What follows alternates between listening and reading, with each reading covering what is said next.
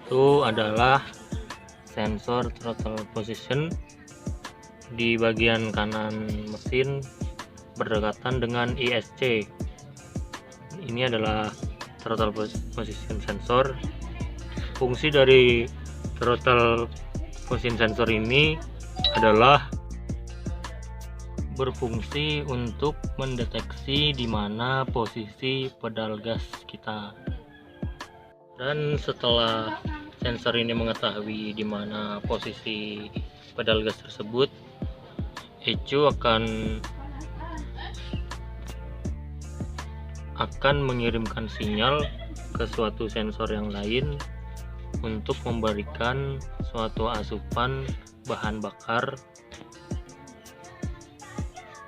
untuk menentukan berapa volume suatu bahan bakar yang dikirim untuk diinjeksikan kepada injektor. Setelah itu, sensor yang kedua itu adalah pressure intake manifold. Pressure intake manifold ini berfungsi untuk mendeteksi tekanan dalam intake manifold, di mana nanti tekanan tersebut akan diinformasikan ke ECU.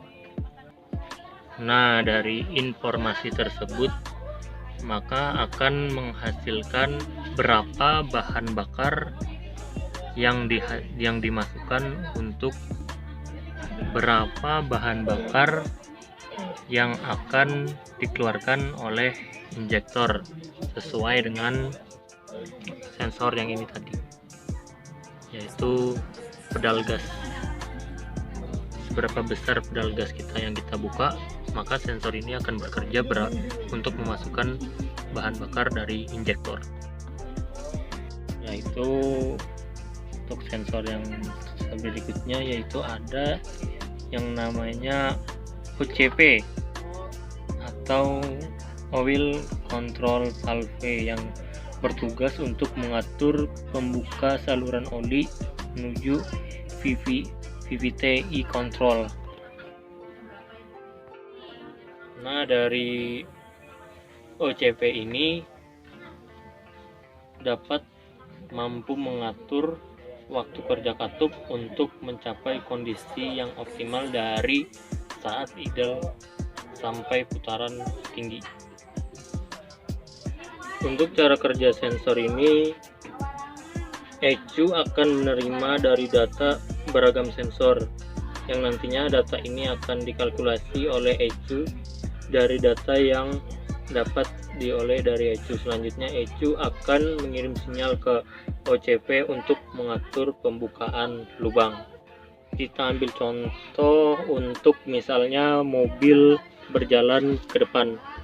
OCV ini bekerja berdasarkan sinyal yang diberikan oleh heavy ECU.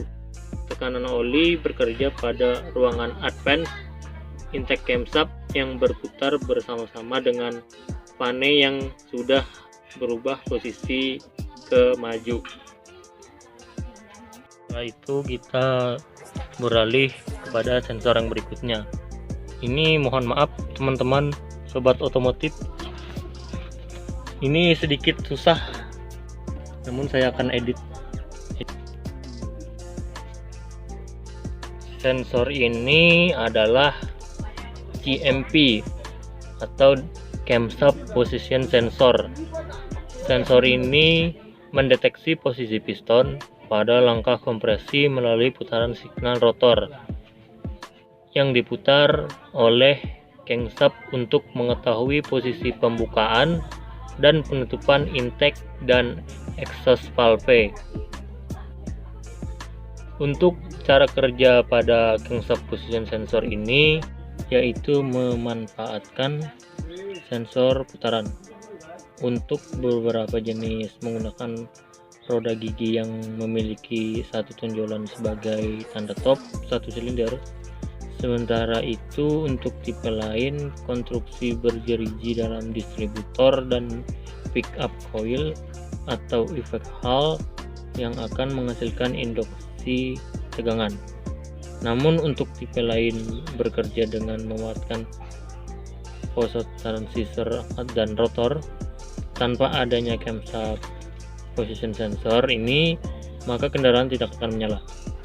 Hal ini dikarenakan karena camshaft position sensor memiliki fungsi untuk mengetahui saat pengapian pada mesin. Dan yang berikut ini adalah sensor oksigen untuk mendeteksi jumlah oksigen dalam gas buang dan akan mengirim sinyal ke unit kontrol mesin atau ICM. Unit kontrol ini akan mencampurkan bahan bakar udara ke tingkat yang optimal. Dan cara kerja dari sensor tersebut ini, di dalam sensor tersebut ada yang namanya alumina dan zirkonia.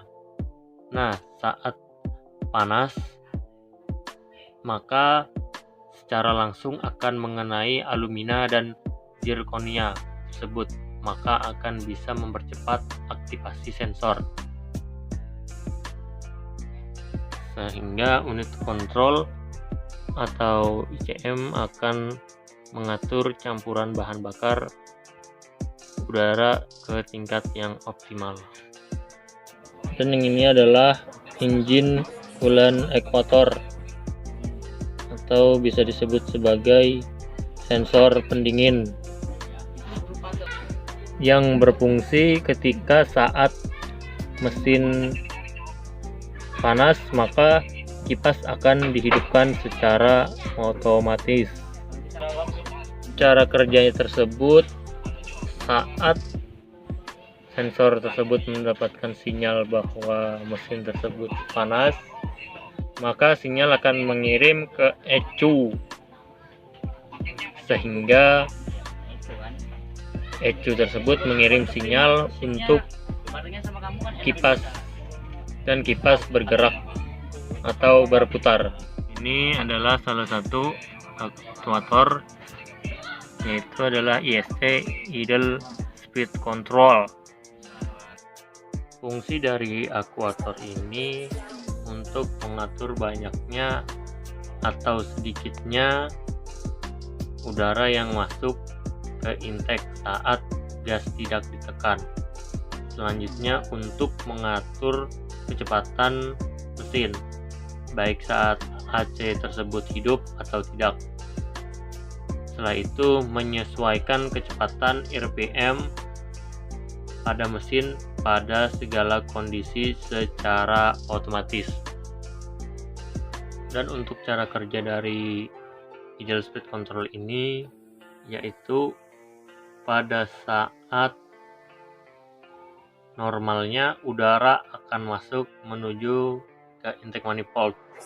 Keberadaan ISC ini membuat udara bisa masuk melalui lubang intake secara keluar melalui bagian outtake,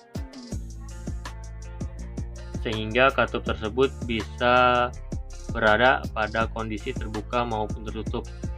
Dan setelah udara masuk menuju manifold, katup ISC akan membuka serta menutup berdasarkan perintah yang diberikan oleh ECU. Perintah ini dipengaruhi oleh AC saat AC kita nyalakan. Pada saat AC bekerja, mesin injeksi berada dalam keadaan terlalu vakum, maka ECU akan memberikan perintah pada katup ISC untuk membuka. Dengan begitu, maka udara pun bisa masuk melalui ISC.